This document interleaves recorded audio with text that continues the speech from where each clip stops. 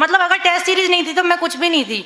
कि मेरी एजुकेशन जरूर गवर्नमेंट स्कूल के अंदर हुई है और हिंदी माध्यम का विद्यार्थी रहा हूँ और ABCD भी है वो 6ठी क्लास के अंदर है वो पहली बार सीखी थी, लेकिन मैंने उन विद्यार्थियों को चुनौती पेश की थी और उन चुनौती को मैंने हर जगह पर है उसको प्रमाणित भी किया है। मैंने मेरे जीवन की जो सबसे पहले शुरुआत की थी वो पटवारी से की थी।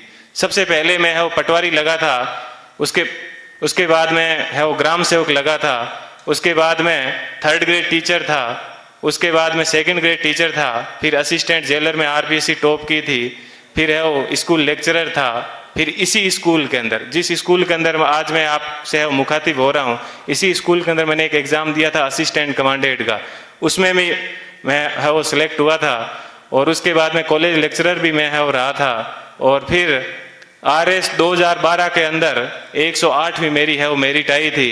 तो उसके मैं वर्तमान में है राजस्थान तहसीलदार सेवा के अंदर हूँ और वहाँ पर भी मैं एक आपको बात बताऊंगा।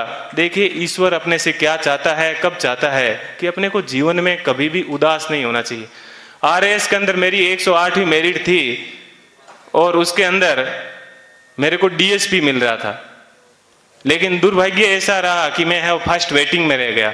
थोड़ा सा मुझे दुख हुआ कि यार अपन फर्स्ट वेटिंग में रह गए और उसके जस्ट 1 महीने के बाद में है वो IAS का एग्जाम था दिसंबर के अंदर।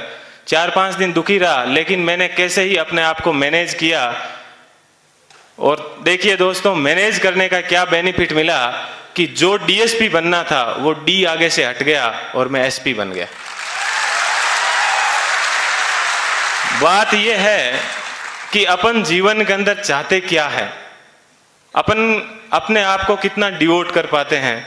तो आज मुझे है वो IAS के अंदर 170वीं मेरिट है वो मिली और मैं जनरल कैटेगरी से है वो बिलोंग करता हूँ, तो मुझे IPS मिला। मैं यहाँ पर रुका नहीं हूँ, मैं वापस तैयारी कर रहा हूँ और इस बार मुझे आशा है कि हिंदी माध्यम के अंदर IAS में किसी की अभी तक फर्स्ट मेरिट नहीं आई है और मेरी ये पूरी की तमन्ना है कि कम से कम मैं यहाँ उस स्थान तक है वो पहुँचूँ। कि जीवन आपको सिर्फ कहा जाता है कि 84 लाख योनियों के बाद में एक बार आदमी को जीवन मिलता है, तो बहुत ही शानदार आप लोगों को है वो जीवन मिला है। इस जीवन को आप एंजॉय कीजिए, कभी भी घमंड मत कीजिए, चाहे आप जीवन में कुछ भी बन जाओ, हमेशा बेहतरीन रहिए।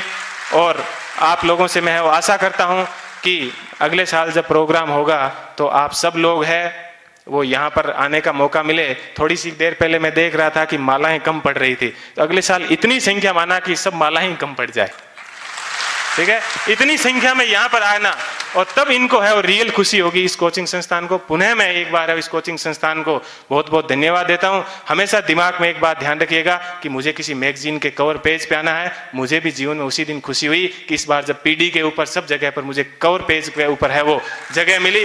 ऐसी चीज हमेशा ध्यान रखना कि मुझे क्रॉनिकल PD सब जगह कवर पेज पे मिला और आज क्रॉनिकल पे प्रेम सुख डेलू के नाम से या यूट्यूब के ऊपर अनेक वीडियो चलते हैं, तो मुझे बेहद खुशी होती है। आप अपने जीवन में ऐसे टारगेट रखना और हमेशा युवाओं को है वो प्रेरणा देते रहना। कभी सिलेक्शन होने के बाद में ये मत कहना कि ये एग्जाम बड़ा हार्ड है, हमेशा ये कहना बहुत इजी है और यदि मैं कर सकता हूं तो आप भी ये एग्जाम है वो कर सकते हो। एक बार पुनः आप सभी लोगों को है वो मेरा धन्यवाद।